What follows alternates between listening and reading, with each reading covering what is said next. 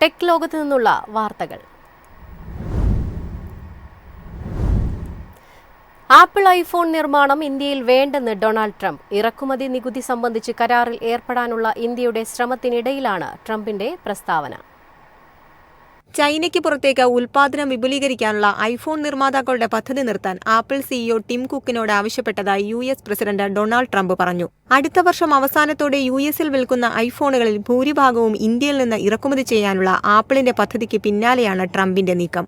ഇന്ത്യയിൽ നിർമ്മാണ പ്രവർത്തനങ്ങൾ നടത്തുന്നത് ആഗ്രഹിക്കുന്നില്ലെന്നും ആപ്പിൾ അമേരിക്കയിൽ അവരുടെ ഉൽപ്പാദനം വർദ്ധിപ്പിക്കണമെന്നും ട്രംപ് ആവശ്യപ്പെട്ടു. ലോകത്തിലെ ഏറ്റവും ഉയർന്ന താരിഫ് തടസ്സങ്ങളിലൊന്നാണ് ഇന്ത്യയെന്നും ലോകത്തിലെ ഏറ്റവും ജനസംഖ്യയുള്ള രാജ്യത്ത് അമേരിക്കൻ ഉൽപ്പന്നങ്ങൾ വിൽക്കുന്നത് വളരെ ബുദ്ധിമുട്ടാണെന്നും ട്രംപ് പറഞ്ഞു. എന്നാൽ ഇറക്കുമതി നികുതി സംബന്ധിച്ച് ഒരു കരാറിൽ ഏർപ്പെടാനുള്ള ഇന്ത്യയുടെ ശ്രമത്തിനിടെയാണ് ട്രംപിന്റെ പ്രസ്താവന. യുഎസ് ഉൽപ്പന്നങ്ങൾക്ക് തീരുവ കുറയ്ക്കാൻ ഇന്ത്യ തീരുമാനത്തിൽ എത്തിയിട്ടുണ്ടെന്നും ട്രംപ് പറഞ്ഞു. നിലവിൽ ആപ്പിൾ അവരുടെ ഐഫോണുകളിൽ ഭൂരിഭാഗവും ചൈനയിലാണ് നിർമ്മിക്കുന്നത്. യുഎസിൽ സ്മാർട്ട്ഫോൺ നിർമ്മാണം നടത്തുന്നില്ല. News desk MyFin TV. ഇന്ത്യയുടെ സ്വപ്ന പദ്ധതി ഗഗൻയാൻ വൈകും. ആക്സിയം 4 ദൗത്യ വിക്ഷേപണം ജൂൺ 8 മാറ്റി.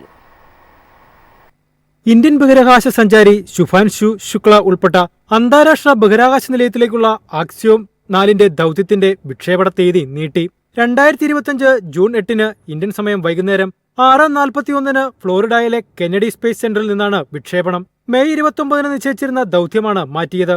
US ആസ്ഥാനമായുള്ള വാണിജ്യ മനുഷ്യ ബഹിരാകാശ യാത്ര സ്ഥാപനമായ ആക്സിയം നാസയുമായി ചേർന്നാണ് ആക്സ് 4 ദൗത്യം നടത്തുന്നത്. 4 ബഹിരാകാശ യാത്രികരടങ്ങുന്നതാണ് ദൗത്യം. ശുഭാൻശു ശുക്ലയ്ക്ക് പുറമെ അമേരിക്കക്കാരായ പെഗ്ഗി വിറ്റ്സൺ, പോളണ്ടിൽ നിന്നുള്ള സാവോസ് ഉസാൻസ്കി, ഹംഗറിയിൽ നിന്നുള്ള ടിബോർ കപു എന്നിവരാണ് ദൗത്യത്തിന്റെ ഭാഗമാകുന്ന മറ്റ് യാത്രികർ. ആക്സ് 4 ദൗത്യത്തിന്റെ പൈലറ്റായിരിക്കും ശുഭാൻശു ശുക്ല.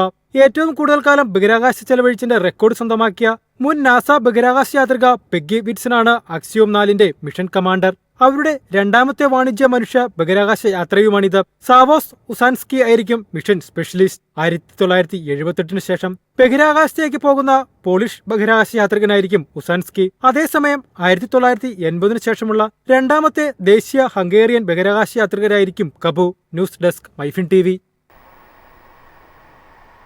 ലോകത്തെ മുൻനിര ടെലികോം കമ്പനികളിൽ 6ാമനായി റിലയൻസ് ജിയോ. തൊട്ടുപിന്നിൽ ഭാരതി എയർടെൽ. ഇന്ത്യൻ ബിസിനസ് ചരിത്രത്തിൽ ആളുകൾ ഏറ്റെടുത്ത കമ്പനിയാണ് റിലയൻസ് ജിയോ. സൗജന്യങ്ങളുമായെത്തി വളരെ ചുരുങ്ങിയ വർഷങ്ങൾക്കുള്ളിൽ ഇന്ത്യയിലെ 1-ാം നമ്പർ ടെലികോം കമ്പനിയായി മാറാൻ മുകേഷ് അംബാനിയുടെ റിലയൻസ് ജിയോയ്ക്ക് സാധിച്ചു. ലോകത്തെ മുൻനിര ടെലികോം സേവനദാതാവായി ജിയോയെ മാറ്റാനുള്ള പരിശ്രമത്തിലാണ് മുകേഷ് അംബാനി. അടുത്തിടെ എത്തിയ ജിയോ ഫിനാൻഷ്യൽ സർവീസസിനെ വിപണികളും നിക്ഷേപകരും ഇരുകൈയും നീട്ടിയാണ് സ്വീകരിച്ചത്. IPO വഴി റിലയൻസ് ജിയോയുടെ എന്റർപ്രൈസസ് മൂല്യം $136 ബില്യൺ മുതൽ $154 ബില്യൺ വരെയാകുമെന്ന് കണക്കാക്കപ്പെടുന്നു. ഇങ്ങനെ വരുമ്പോൾ മാർക്കറ്റ് ക്യാപിറ്റലൈസേഷൻ പ്രകാരം ലോകത്തിലെ 6ാമത്തെ വലിയ ലിസ്റ്റഡ് ടെലികോം കമ്പനിയായി ഇത് മാറുമെന്നാണ് കണക്കുകൾ വ്യക്തമാക്കുന്നത്. അതേസമയം ഏറ്റവും വേഗത്തിൽ ഈ നാഴികക്കല്ല് കൈവരിക്കുന്ന ടെലികോം കമ്പനി എന്ന റെക്കോർഡും ഈ അംബാനി കമ്പനി സ്വന്തമാക്കും. 2016 ജിയോ പ്രവർത്തനം ആരംഭിച്ചത്. നിലവിൽ വിപണി മൂല്യത്തിൽ ലോകത്തിലെ 1-ാം നമ്പർ ടെലികോം സേവനദാതാവ് US ആസ്ഥാനമായുള്ള ടി മൊബൈലാണ്. 2ാം സ്ഥാനത്ത് ചൈന മൊബൈലാണ്. IPOയ്ക്ക് പിന്നാലെ ഇവർക്ക് തൊട്ടരികെ റിലയൻസ് ജിയോ എത്തും. ഇന്ത്യൻ കമ്പനിയായ സുനിൽ ഭാരതി മിത്തലിന്റെ ഭാരതി എയർടെല്ലും ജിയോയ്ക്ക് പിന്നാലെയുണ്ട്. എയർടെല്ലിന്റെ വിപണി മൂല്യം നിലവിൽ $131.34 billion. News desk MyFin TV. Lulu റിട്ടെയിലിന്റെ ലാഭത്തിൽ വളർച്ച. ഇ-കൊമേഴ്സിലും തിളക്കം. പ്രമുഖ പ്രവാസി മലയാളി വ്യവസായി MA യൂസഫലിയുടെ അബുദാബി ആസ്ഥാനമായുള്ള ലുലു റീട്ടെയിൽ 2025 ആദ്യപാദത്തിൽ 7.3% വളർച്ചയോടെ 17,800 കോടി രൂപയോളം വരുമാനം നേടി. റംസാൻ നാളുകളിലെ മികച്ച വിൽപ്പന ഉയർന്ന വരുമാന നേട്ടത്തിന് സഹായകമായെന്നാണ് കമ്പനി വ്യക്തമാക്കുന്നത്. ലാഭം 15.8% ഉയർന്ന് 600 കോടി രൂപയായി. ഇ-കൊമേഴ്സ് വിഭാഗം 25.3% വിൽപ്പന നേട്ടം രേഖപ്പെടുത്തി.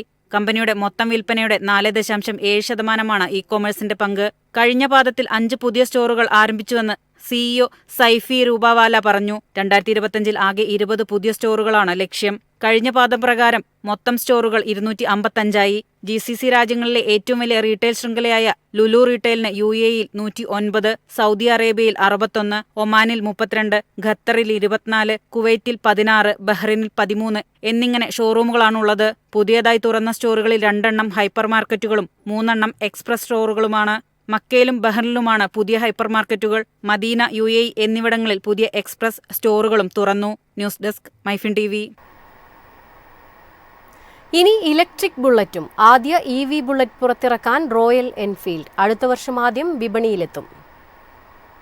പ്രമുഖ ഇരുചക്ര വാഹന നിർമ്മാതാക്കളായ റോയൽ എൻഫീൽഡും ഇലക്ട്രിക് മോട്ടോർ സൈക്കിൾ പുറത്തിറക്കാൻ ഒരുങ്ങുന്നു. ഫ്ലൈയിങ് ഫ്ലീ എന്ന EV സബ് ബ്രാൻഡിന് കീഴിൽ നടത്തുന്ന സാമ്പത്തിക വർഷത്തിന്റെ 4ാം പാദമായ ജനുവരി-മാർച്ച് പാദത്തിൽ ഇലക്ട്രിക് മോട്ടോർ സൈക്കിൾ പുറത്തിറക്കാനാണ് കമ്പനി ഒരുങ്ങുന്നത്.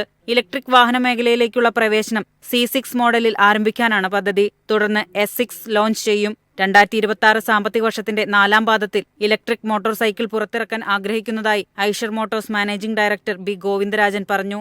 നിലവിലുള്ള റീറ്റെയിൽ ഫോർമാറ്റിൽ ആദ്യം EV വിൽക്കണോ അതോ ഡയറക്ട് ടു കൺസ്യൂമർ മോഡൽ സ്വീകരിക്കണോ എന്ന് റോയൽ എൻഫീൽഡ് ഉടൻ തീരുമാനിക്കുമെന്നും അദ്ദേഹം കൂട്ടിച്ചേർത്തു. കഴിഞ്ഞ സാമ്പത്തിക വർഷത്തിൽ റോയൽ എൻഫീൽഡ് 10 ലക്ഷത്തിലധികം മോട്ടോർ സൈക്കിളുകളാണ് ഇന്ത്യയിൽ വിറ്റത്. വർഷം തോറും വിൽപ്പനയിൽ 11% വർധനയാണ് രേഖപ്പെടുത്തിയത്.